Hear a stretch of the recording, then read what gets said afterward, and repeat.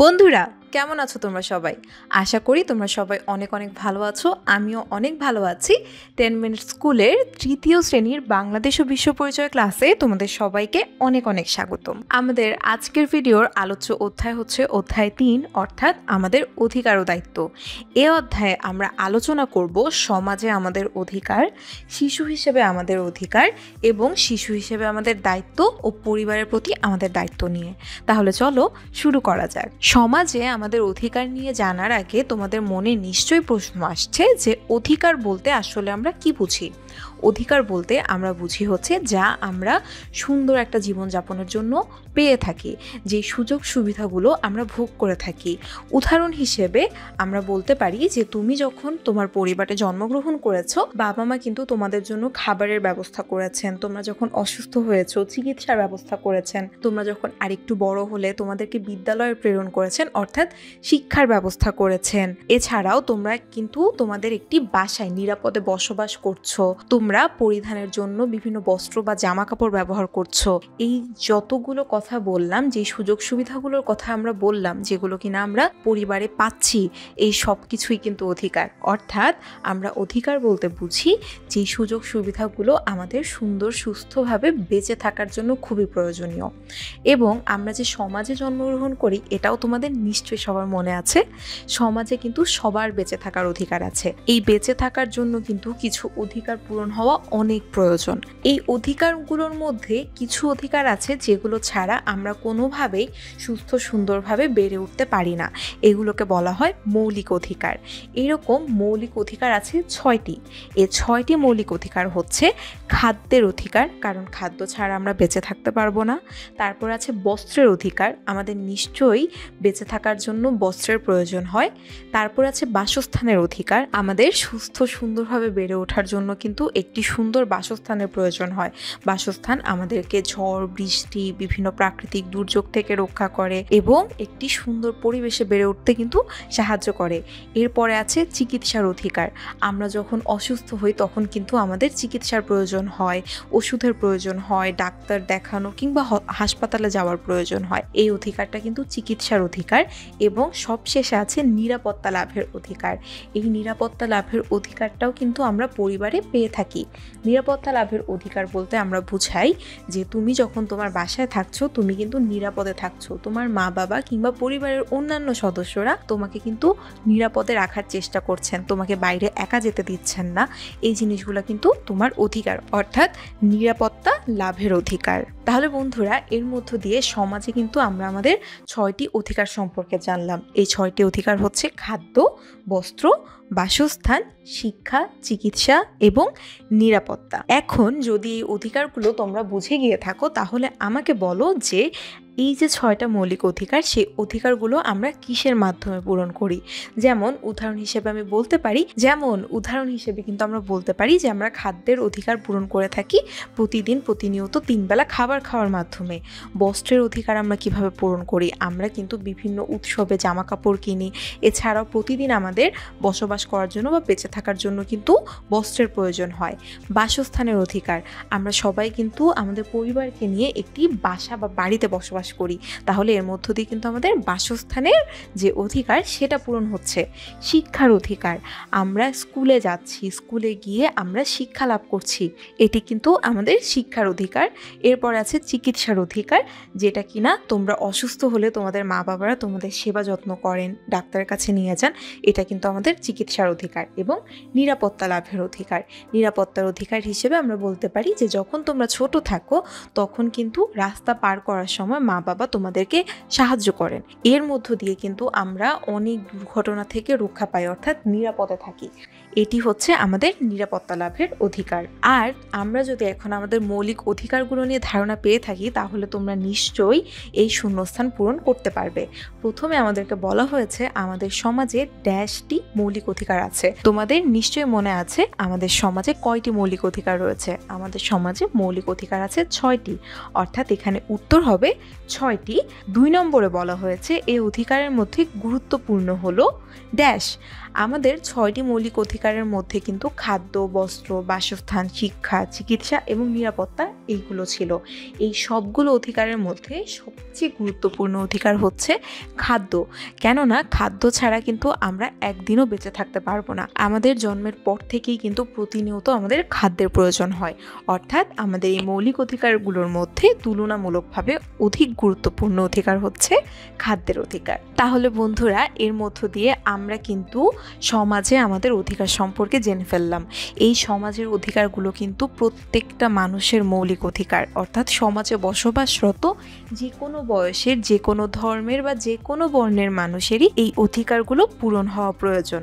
এখন আমরা জানবো শিশু হিসেবে আমাদের অধিকার নিয়ে, অর্থাৎ শিশু হিসেবে আমাদের যে বিশেষ অধিকারগুলো সমাজে রয়েছে এই মৌলিক অধিকারগুলোর পাশাপাশি সেগুলো নিয়ে। শিশু হিসেবে আমাদের অধিকারগুলোর মধ্যে কয়েকটি গুরুত্বপূর্ণ অধিকারের মধ্যে আছে প্রথমটি জন্ম নিবন্ধনের অধিকার। তোমরা কি জানো জন্ম নিবন্ধন বলতে আমরা কি বুঝি? জন্ম নিবন্ধন হচ্ছে জন্মের পর জন্মের সময়, স্থান, তারিখ এবং মাতা পিতার নাম সহ একটি সনদ। তারপরে আছে একটি নাম পাওয়ার অধিকার। আমাদের জন্মের পরপরই কিন্তু আমাদের পরিবার থেকে আমাদের একটি নাম দেওয়া হয় এবং এই নামেই কিন্তু আমরা সমাজে পরিচিত হই সবার কাছে। তাহলে একটি নাম পাওয়ার অধিকারও কিন্তু শিশু হিসেবে আমাদের অধিকার। তারপরে আছে স্নেহ ও ভালোবাসা পাওয়ার অধিকার। স্নেহ ও ভালোবাসা কিন্তু শিশু হিসেবে আমাদের প্রত্যেকের প্রয়োজন হয় এবং সবার কাছে স্নেহ ভালোবাসা পাওয়া আমাদের একটি অধিকার। পুষ্টি ও চিকিৎসার অধিকার। তোমরা নিশ্চয়ই জানো যে শিশুদের কিন্তু প্রচুর পুষ্টিকর খাদ্য এবং অসুস্থ হলে চিকিৎসার প্রয়োজন হয়। এই পুষ্টি ও চিকিৎসার অধিকার কিন্তু শিশু হিসেবে আমাদের অধিকার। তারপরে আছে খেলাধুলা ও বিশ্রামের অধিকার। আমাদের সুস্থভাবে বেড়ে ওঠার জন্য কিন্তু খেলাধুলা, বিশ্রাম এই উভয়ই খুবই গুরুত্বপূর্ণ। তাই খেলাধুলা ও বিশ্রামের অধিকারও কিন্তু আমাদের শিশু হিসেবে অধিকার। এবং তারপরে আছে শিক্ষার অধিকার। শিক্ষার এই অধিকারটি কিন্তু খুবই গুরুত্বপূর্ণ। আমরা ছোটবেলা থেকে যেমন বিভিন্ন বর্ণমালা শিখি, তারপর আমরা বিদ্যালয়ে যাই, বিদ্যালয়ে শিক্ষকদের কাছে আমরা আরও অনেক কিছু শিখতে পাই। এই শিক্ষার অধিকারটা কিন্তু শিশু হিসেবে সকলের অধিকার। এবং লাস্ট অধিকারটি হচ্ছে মেয়ে ও ছেলে শিশুর সমান সুযোগ সুবিধা পাওয়ার অধিকার। ছেলে মেয়ের মধ্যে কোনো ভেদাভেদ না করে এই সকল সুযোগ সুবিধা ছেলে মেয়ে সকল শিশুকে দেওয়ার অধিকারটি হচ্ছে মেয়ে ও ছেলে শিশুর সমান সুযোগ সুবিধা পাওয়া। তাহলে বন্ধুরা, আমরা কিন্তু শিশু হিসাবে আমাদের অনেকগুলো অধিকার সম্পর্কে জানলাম। পৃথিবীর সব দেশেই কিন্তু শিশুদের অধিকারগুলো রয়েছে এবং সুস্থ সুন্দরভাবে বেড়ে ওঠার জন্য এই অধিকারগুলো পূরণ হওয়া খুব প্রয়োজন। এই অধিকারগুলো পূরণের দায়িত্ব কাদের তোমরা কি জানো? তোমাদের এই অধিকারগুলো পূরণের দায়িত্ব হচ্ছে পরিবার, সমাজ এবং রাষ্ট্রের। অর্থাৎ পরিবার, সমাজ এবং রাষ্ট্র সবারই দায়িত্ব হলো শিশুদের এই অধিকারগুলো পূরণ হচ্ছে কিনা তা নিশ্চিত করা। শিশু হিসেবে আমাদের এই অধিকারগুলো নিয়ে বিশ্বব্যাপী সচেতনতা সৃষ্টি করার জন্য কিন্তু একটি দিবস রয়েছে। এই দিবসটি হচ্ছে বিশ্ব শিশু দিবস। প্রতি বছর অক্টোবর মাসের প্রথম সোমবারে বিশ্বের সকল দেশে কিন্তু বিশ্ব শিশু দিবস পালন করা হয়, অর্থাৎ এটি কিন্তু একটি আন্তর্জাতিক দিবস। তাহলে তোমরা যদি বুঝে গিয়ে থাকো যে শিশু হিসেবে আমরা সমাজে এবং পরিবারে কি কি অধিকার লাভ করে থাকি, তাহলে তোমরা নিশ্চয়ই এই মজার কাজটি করতে পারবে। এখানে তোমাদেরকে বলা হয়েছে তোমার পরিবার তোমাকে কিভাবে প্রতিটি অধিকার প্রদান করছে তা উদাহরণ দিয়ে নিচের ছকে লেখো। এটা নিয়ে তোমরা কিন্তু তোমাদের বন্ধুদের সাথে আলোচনা করতে পারো এবং তোমার পরিবার কিভাবে তোমাকে এই অধিকার বা সুযোগ সুবিধাগুলো প্রদান করছে তা নিয়ে এই ছকটা পূরণ করে ফেলতে পারো। আশা করি তোমরা সবাই এটি খাতায় লিখে ফেলবে। এখন তোমাদের জন্য বেশ কিছু প্রশ্ন রয়েছে। প্রথম প্রশ্নটি হচ্ছে বিশ্ব শিশু দিবস কবে? বিশ্ব শিশু দিবস কবে? নিশ্চয়ই তোমাদের এটি মনে আছে। বিশ্ব শিশু দিবস হলো প্রতি বছর অক্টোবর মাসের প্রথম সোমবার। 2 নম্বরে জিজ্ঞেস করা হয়েছে শিশুদের অধিকারগুলো পূরণ করার কাদের দায়িত্ব? শিশুদের অধিকারগুলো পূরণ করা পরিবার, সমাজ এবং রাষ্ট্রের দায়িত্ব। 3 নম্বরে আছে কোনটি শিশু অধিকার এবং অপশনে আছে জন্ম নিবন্ধন, নিয়ম মানা, বড়দের শ্রদ্ধা করা নাকি অসুখে সেবা করা। তোমরা একটু খেয়াল করে দেখো, নিয়ম মানা, বড়দের শ্রদ্ধা করা, অসুখে সেবা করা এই সব কিছুই কিন্তু অধিকার নয়, এগুলো কিন্তু দায়িত্ব। তাহলে শিশুদের অধিকার কোনটি? জন্ম নিবন্ধন। তাহলে এর মধ্য দিয়ে আমরা কিন্তু সমাজে এবং শিশু হিসেবে আমাদের অধিকার সম্পর্কে জানলাম। আমরা আগেই কিন্তু বলেছিলাম যে অধিকার হচ্ছে সুযোগ সুবিধা, যে সুযোগ সুবিধাগুলো আমরা ভোগ করি। এখন সমাজে বসবাস করতে গেলে শুধু সুযোগ সুবিধা বা অধিকার ভোগ করলেই কি চলবে? না, আমরা পরিবারে যেমন বিভিন্ন সুযোগ সুবিধা এবং অধিকার ভোগ করি, তেমনি কিন্তু আমাদের বেশ কিছু দায়িত্ব পালন করতে হয়। অর্থাৎ শিশু হিসেবে আমাদের যেমন অধিকার রয়েছে, তেমনি কিছু দায়িত্বও রয়েছে। পরিবারের প্রতি আমাদের এরকম কয়েকটি দায়িত্ব হলো, প্রথমটি পরিবারের নিয়মকানুন মেনে চলা। প্রত্যেকটি পরিবারেরই কিন্তু বেশ কিছু নিয়মকানুন রয়েছে।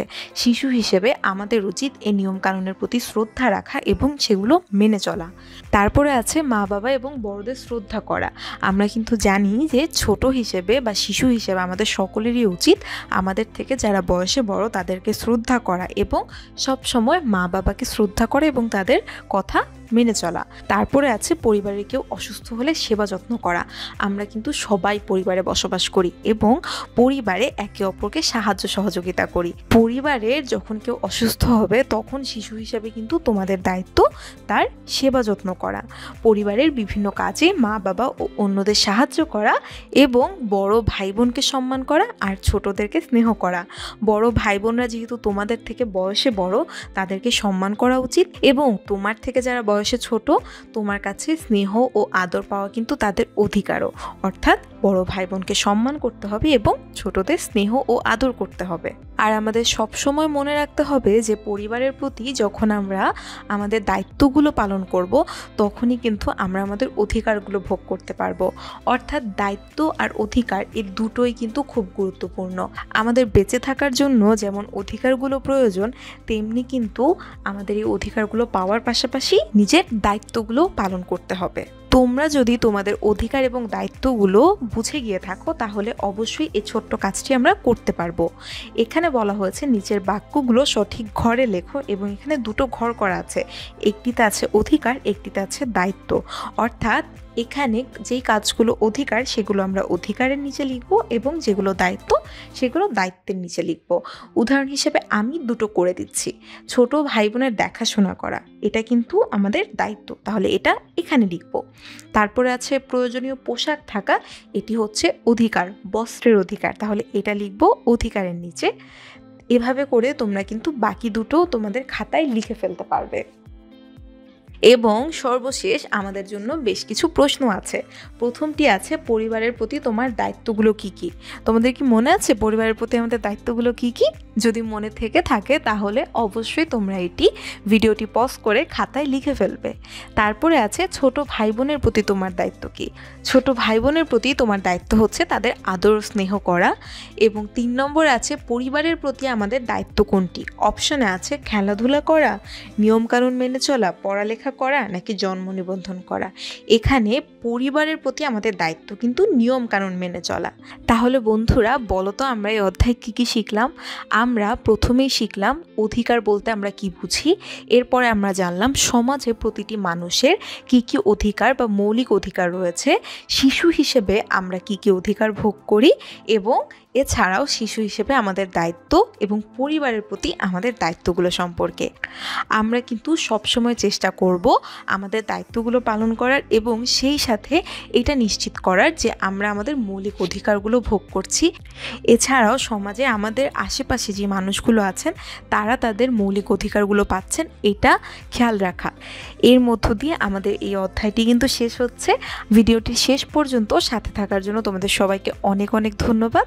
দেখা হবে পরবর্তী ভিডিওতে। বিদায় নিচ্ছি আমি তাজরিয়ান হক নিতুল। সবাই অনেক অনেক ভালো থাকবে, সুস্থ থাকবে।